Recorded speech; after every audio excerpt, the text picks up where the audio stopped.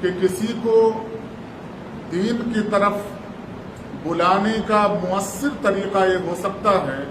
کہ پہلے اسے معروف کی نصیحت کیا جائے، اچھائی کا حکم دیا جائے۔ جب اچھائی سے انسیت پیدا ہو جائے، مناسبت پیدا ہو جائے، تو برائی سے روکا جائے، کیونکہ ایک سلیم الفطرت انسان جس کے اندر اچھائی کا جذبہ پیدا ہو جاتا ہے، برائی سے رکنا فطری اعتبار سے اللہ تبارک و تعالی اس کے اندر ڈال دیتے ہیں، نصیحت بڑی مؤثر ہو جاتی ہے۔ جبکہ ایک برے آدمی کو سیدھے راستے پر لانے کے لیے اگر برائی کو اجاگر کیا جائے گا، اس کی کمیوں کو اس کے سامنے پیش کیا جائے گا، بیان کیا جائے گا، زور ڈالا جائے گا کہ یہ چیزیں چھوڑ کر اس طرف آؤ، تو بڑی ممکن حد تک یہ ہو سکتا ہے کہ وہ ان برائیوں کو نہ چھوڑے۔ قرآن کریم مکی زندگی میں اس صورت کو، اس شکل کو بیان کرتا ہے کہ صحابہ کرام جو ایمان کی طرف آئے ہیں، انہیں برائیوں سے روکنے کا جو قرآن نے طریقہ اپنایا ہے وہ بڑا نرالا طریقہ ہے۔ کسی چیز کے کرنے کا جو حکم دیا جا رہا ہے، برائی سے رکنے کا جو حکم دیا جا رہا ہے، معاشرہ جس کے اندر جڑا ہوا ہے، جکڑا ہوا ہے، اس سے مصلحت کے تحت روکا جا رہا ہے۔ شراب،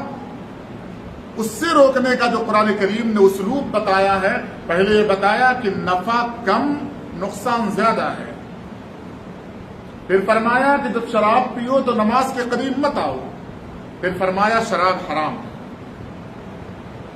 یہ جو طریقہ اپنایا گیا ہے، وہ طریقہ اس واسطے اپنایا گیا ہے کہ جب ضرورت پڑے گی آئندہ کی زندگی میں، اس طریقے کو آزمایا جائے گا۔ یقیناً حرام حرام ہے، اس کے تعلق سے کوئی آدمی یا کوئی مسلمان سمجھوتا نہیں کر سکتا۔ جو چیز حرام ہے وہ حرام ہے، لیکن اسلام کا جو اسلوب ہے، اسلام کا جو طریقہ ہے، وہ طریقہ اگر نہ اپنایا گیا تو نصیحت کارگر ہونے کے بجائے الٹا اثر انداز ہوگی۔ آپ صلی اللہ علیہ وسلم فتح مکہ کے لیے جا رہے ہیں، مکہ فتح ہونے والا ہے، صحابہ کرام جوش جذبے کے اندر ہیں۔ وہ